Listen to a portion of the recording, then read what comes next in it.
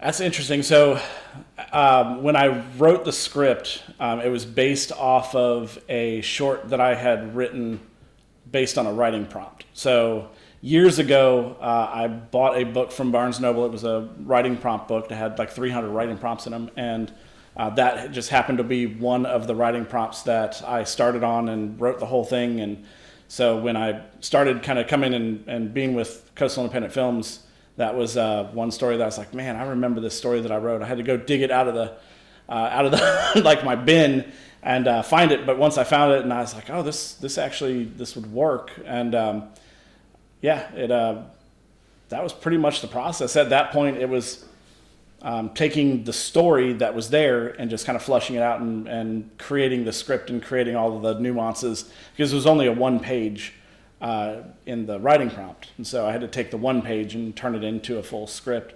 It took me a day to write initially, and then just kind of refined it a little bit over the next couple days, and that's what I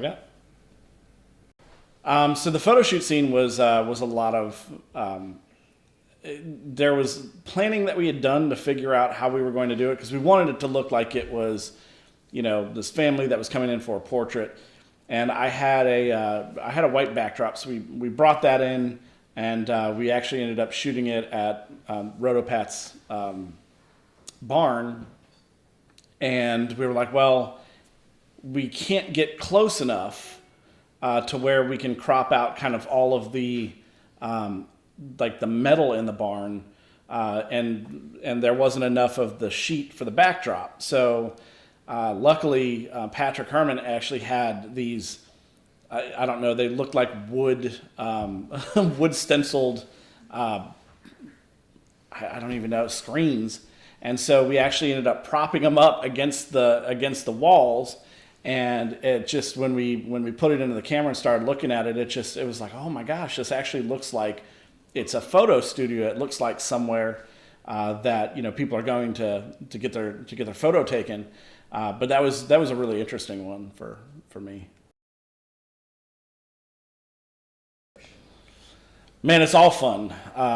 And I know there are friends of mine who would disagree that I had fun with all of it, but I really did. The pre-production was a lot of fun, getting to know everybody, trying to figure out schedules and create shot lists and come up with storyboards and all that kind of stuff is its own level of fun. I know some people hate it. Some people can't stand it. They don't know exactly how to go with it. And so it can be a challenge. But the storyboarding process in and of itself is a lot of fun.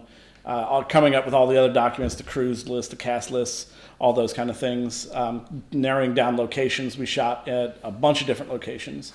And so that was fun, going and meeting Shad, who the guy who owns the library, for our dinner scene. The two people who owned the boats that we shot on, and then Thompson Farm when we went and shot for them. It was all a very interesting process. And then in production, it's always just a whirlwind of everything. I mean, everybody's coming and it's just happening all at the same time. So that's always a very challenging process.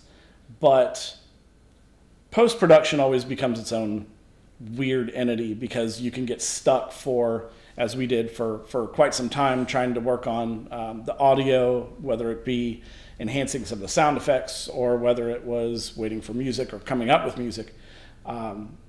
It was that can be definitely a long period of time. The actual film, when we initially rough cut it, we had rough cuts pretty much daily on the stuff that we were shooting, and then it was just refining that after that process, and then obviously all the sound effects and all that.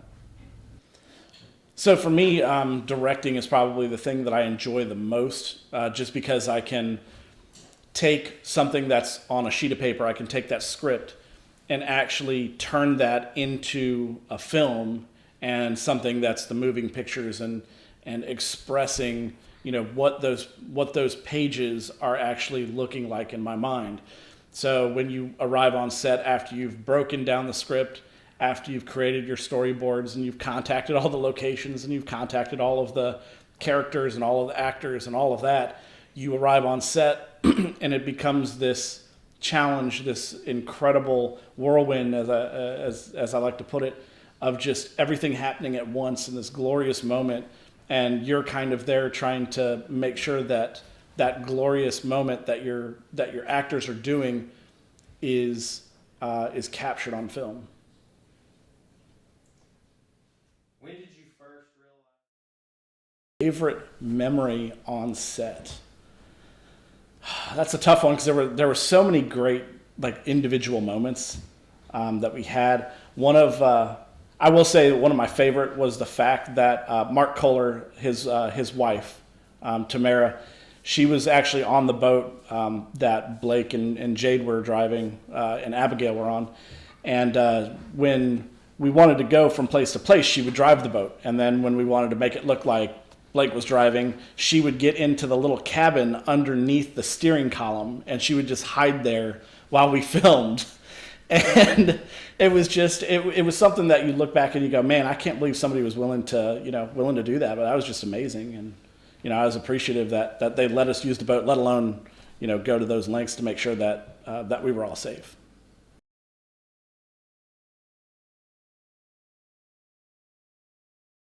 So when I was back in college, which was eons ago, I worked very closely with a number of people in our cinematography school in radio and television, and I got into filming as radio and television. I started working for a radio station or a TV station there. It was WSIU was the name of it. And I started just doing some web development for them and then transferred or kind of changed a little bit and started doing some of the anchor and interview stuff. And kind of continued with that, built some relationships with some people within cinematography school, and ended up writing a script, and a few of us decided that we were going to put it together, and so I ended up writing and directing my first film back in college, if I can ever find it. Again, I'd love to see it. I know it was terrible, but that was kind of my moment of knowing what I was capable of and what I really enjoyed doing. I took a hiatus from it for a number of years and have really gotten back into it and kind of jumped head first or feet first into it as much as I can, just really to make up for lost time, I guess you could say.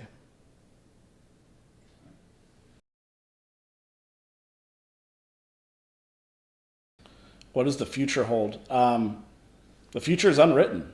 It's the book that hasn't been written yet, and so anything that I can do, anything that I can put out, and especially with the people that I've got or that we have, and our circle and the amount of talent that we have, it's hard to imagine that we can't continue to go forward and to create bigger and bolder productions. This was one of our biggest productions, bar none. I mean, we shot for 9 days. Out of that, I think there was 10 locations. We did 3 scenes in one day, and that included 2 wedding scenes. It really pushed a lot of people to, a limit of what they didn't think was going to be possible. And that to me was an awesome feeling to be able to say, man, we actually got all of this done.